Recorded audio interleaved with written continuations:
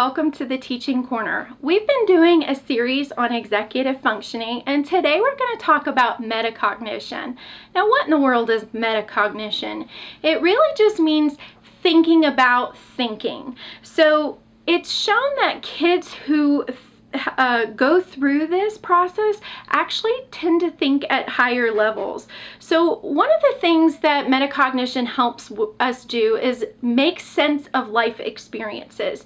So if kids, for instance, think about how they learn. I recently had this experience with my son during this time where he had to do some learning at home. He recognized that he was an auditory learner. And so when school went online and suddenly he was being asked to do a lot of pencil paper type of things, he was struggling with some of the concepts, and he realized, oh, I actually do better when I hear somebody talk about it. So then we found some videos and things to help him with what he was trying to learn. So knowing their own brain and how they think and learn is really, really helpful.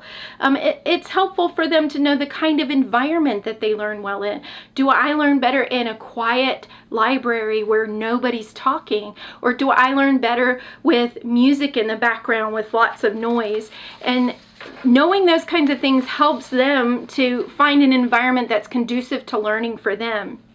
So teaching our students how their brains are wired and that our brains are wired for growth. It's really important for our students to know that our brains only grow when we make mistakes.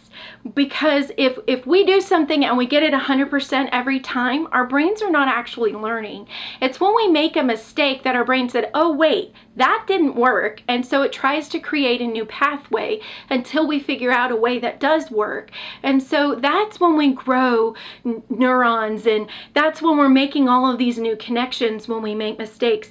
And so it's really important too that our students have a growth mindset instead of a fixed mindset. So instead of saying things like, I can't do this, they need to say things like, I can't do this yet, or this is too hard, I need to ask for some help. You know, those types of things help them to grow and think about how they can move forward instead of just being stuck in a negative cycle. We also have to give students practice in understanding what it is that they don't understand. Many times students in our classrooms won't ask questions because they don't know what they don't know. So asking them, what was the most confusing part of that lesson? What was the hardest part? What was the boring part to you? Will often give us clues into what it is that they don't actually understand. And providing opportunities for them to reflect on their coursework. So before I studied this is what I thought. After I studied it, now I understand this. Or maybe even in the way that they studied. So I studied this way for this particular test and it didn't turn out so great. So next time I'm going to try this. Or this did turn out great, so I want to do this again. And having students keep a learning journal or writing down the things that work for them. Okay, I notice when I do Wordly Wise, it really helps me to use Quizlet.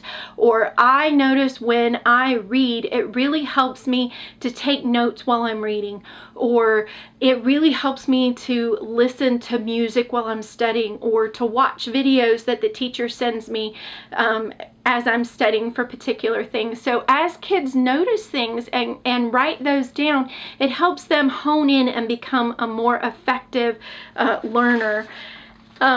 Another thing that we can do as teachers is we can use metacognition while we're teaching.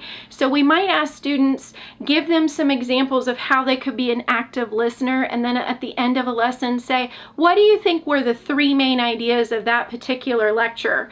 And then you tell them what the 3 main ideas were and see how closely they matched. And finally, one huge way that we can help students is providing essay instead of multiple choice tests.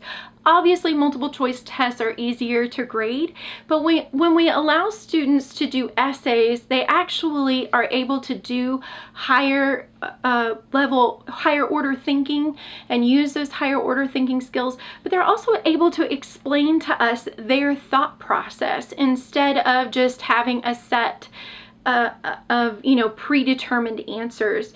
And finally, it helps to facilitate reflexive thinking, or to become aware of their biases, and deeper learning happens when we're able to think about what it is we think of a particular thing, and recognize that not all of us think the exact same way. I recently had an experience where my sons found out that on a recent election, my husband and I didn't vote the same for a particular candidate, and they were shocked. And I'm like, yes, we're still married, we still love each other. It's okay for us to not always agree on the same thing, and it's important for our kids to see that, and see that everybody has different ideas and opinions, and those are all okay. So thinking about thinking is important for our students to recognize that other people think different things as well. I hope that was helpful. If it was, please like, share, and subscribe, and I'll see you later. Bye!